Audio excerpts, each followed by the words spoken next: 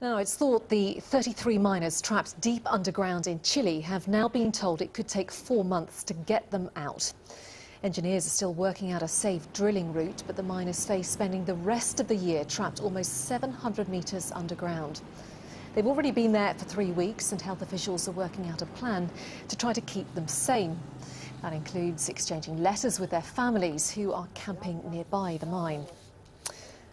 Well, joining me now from New York is Col Thomas Kolditz. He's head of the Department of Behavioral Sciences and Leadership at the US Military Academy, West Point. Thanks so much for being with us, Colonel. These men, we gather, have just been told now that it could take up to 4 months to rescue them.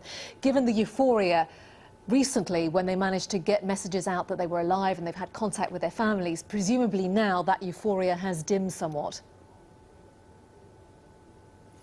Well, yes, it can be quite disconcerting to learn that it's going to be that long before they come out. But at the same time, the ability to reassure them that they are in fact going to be rescued and that physically they're going to be taken care of must be a relief to them as well.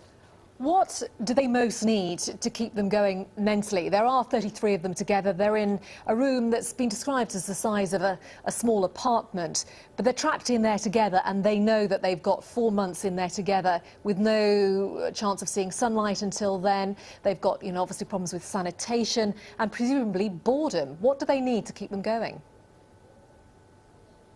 Well, I think the first thing that they need is structure to their lives. They need to know what time it is. They need to know when to go to sleep and when to wake up and try to structure their lives in a civilized way. They need to focus on personal hygiene. They need to communicate with their families. They need to have a sense of purpose so that boredom doesn't set in. When you talk about a sense of purpose, some people have described this as giving them tasks like digging a lavatory and various other things, writing letters to their families just to keep them going. But those tasks are going to run out pretty soon, aren't they? Well, they are. But I understand that they now have leadership that's emerged in their setting. And those leaders will be able to structure their lives, whether it's recreationally, whether it's some physical fitness activity. It's just important that they not spend a lot of time sitting around thinking about their circumstances. And the leaders that are in the mine itself can get some assistance from leaders outside the mine to help them do that.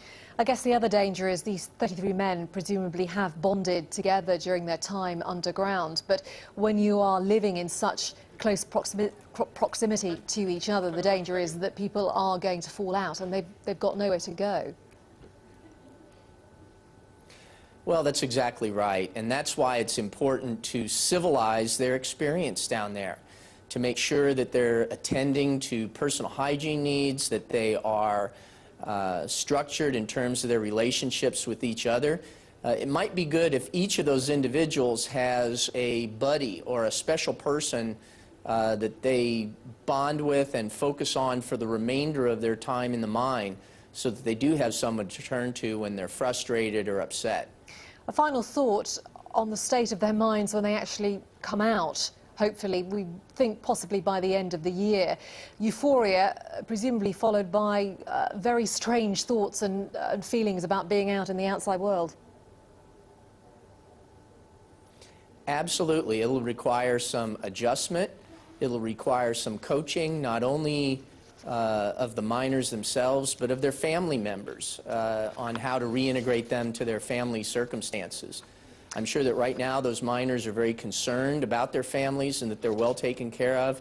But when they are released from the mine, it's going to be a tremendous relief to them to get back with their families. Yeah, it's a truly extraordinary story. Col Thomas Kolditz, appreciate your time. Thank you so much for joining us there from New York.